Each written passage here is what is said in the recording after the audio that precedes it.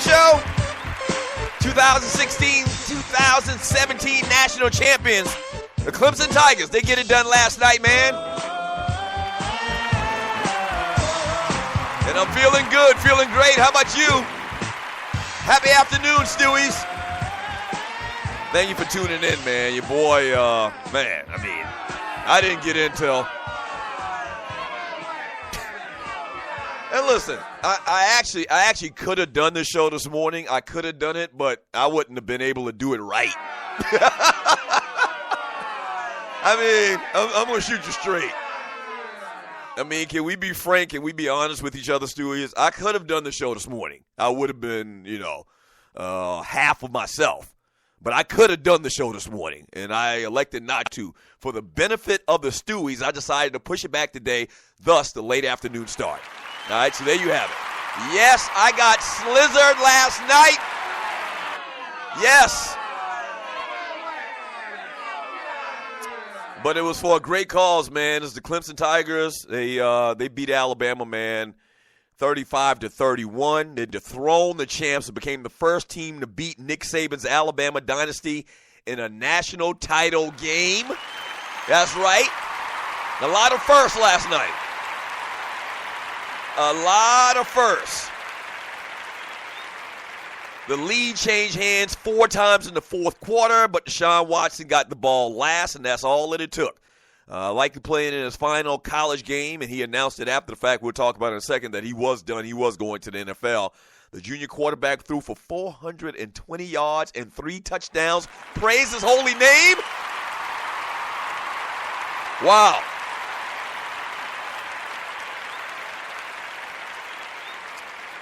And Watson found Hunter Renfrow for a 2-yard touchdown pass with a second remaining to give the Tigers their first national championship since 1981. Once again, if you do the quick math, that's 35 years. That's 35 long, stinking years. Let me say one thing about Hunter Renfrow. Let me say one thing about this kid, Hunter Renfrow. Walk on.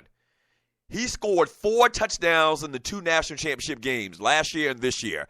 He scored the deciding winning touchdown last night in the national championship game, Clemson's first national championship in 35 years once again. Hunter Renfrow will never pay for another meal in South Carolina for the rest of his life. Why y'all booing? Don't hate. Not only, let's keep it real, not only does Hunter Renfrow have the complexion for the protection, as the great Paul Mooney said, Hunter Renfrow will probably be the mayor of Clemson. He'll probably ultimately even be, the governor of South Carolina. 4 touchdown passes, kind of like one of those fairy tale type stories. This is a walk-on. He had an opportunity to play wide receiver, I think they said, at Appalachian State. He spurned, and I guess maybe his people had money or something like that. He had an offer to go to college for free at Appalachian State and turned it down to walk on at Clemson.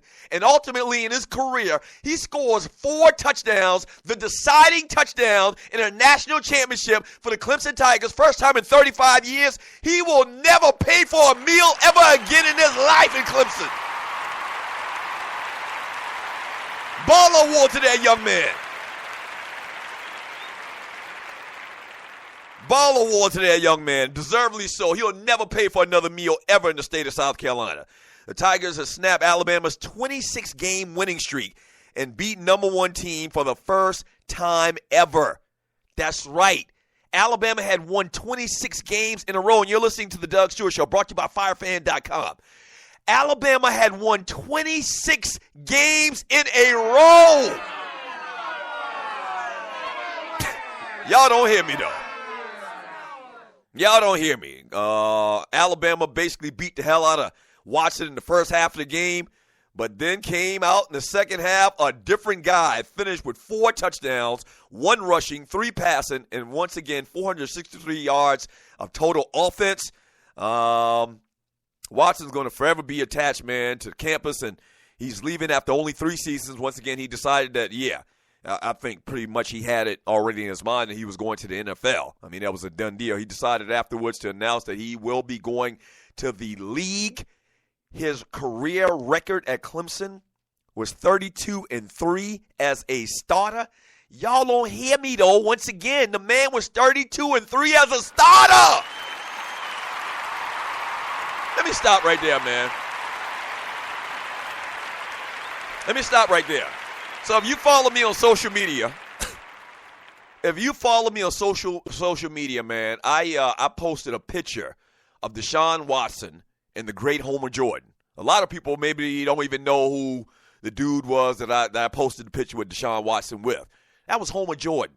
That was the quarterback of the Tigers back in 1981 when they won the national championship. Not only did Clemson win a national – I need to remind you. Not only did Clemson win a national championship in 1981, but the Berkeley Stags won a state championship in 1981 as well. So I remember it very, very, very, very, very vividly. Right. I always give this stat, and I'm sorry. It's my damn show. I'm going to give you these types of stats. Whatever.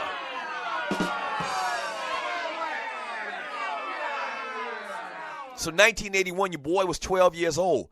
Your boy was a big fan. And I remember the names like it was yesterday. Homer Jordan, Perry Tuttle, Donald Igwe Buike, African kicker, whatnot. I mean, they had it all. Yes.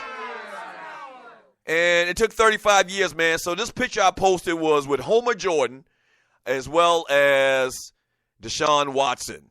And, man, just an incredible thing, man. Once again, we're going to talk about the relevance of these dual-threat quarterbacks and how it pertains to Georgia. If you're new to the Doug Stewart Show, the show is based here in Metro Atlanta. So we kind of have a Georgia, Atlanta-centric feel to it. So I talked about this on social media as well, about some of these quarterbacks that Georgia and Mark Richt in particular, when he was here, missed out on. So we're going to talk about that, the dual-threat quarterbacks and what their impact has been in college football over the last couple of years and football in general.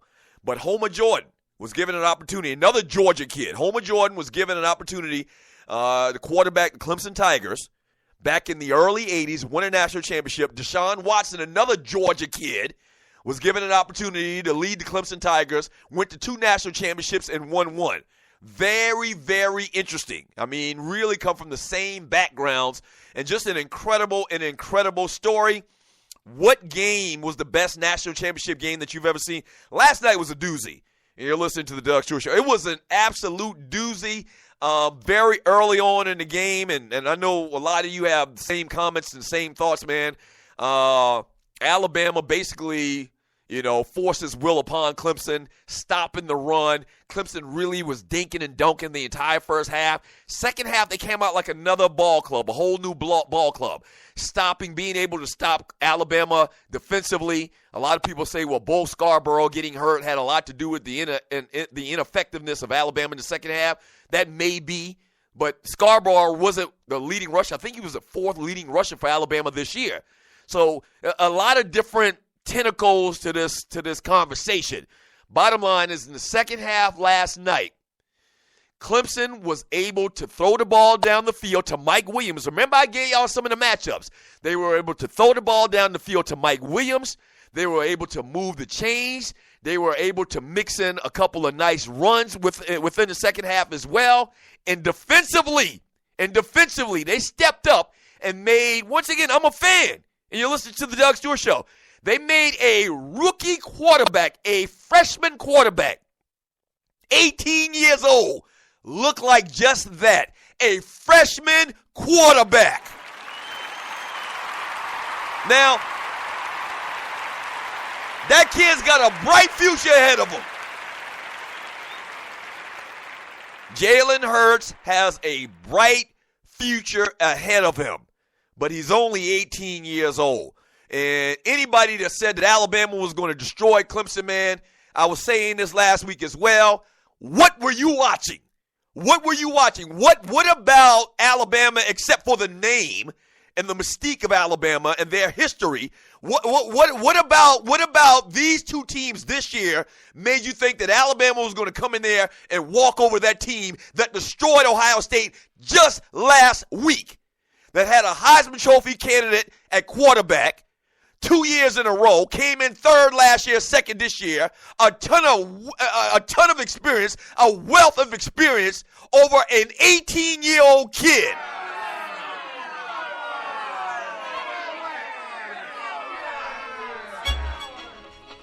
You must have been smoking that Chiba. Hold that tiger. Hold that tiger. And I'm telling you, man, listen. I'm going to talk about some comments when we get back from the break from Steve Sarkisian, basically placing blame everywhere else.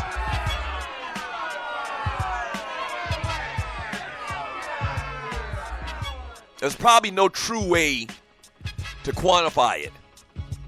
But having a new voice, listening to a new voice the week before the national championship game had some type of bearing on the outcome last night. I'm 100% sure of it. I'm 100% sure. We won't be able to quantify it. Once again, you could say Sarkisian actually did good. But there was something that happened in that game last night that wasn't regular, that kind of threw them off of the normalcy of what they've done all year long. It was very, very arrogant to do that, man. It was very arrogant to get rid of the offensive coordinator the week before and think you were going to win the biggest game of the season. Shame, shame, shame on Nick Saban.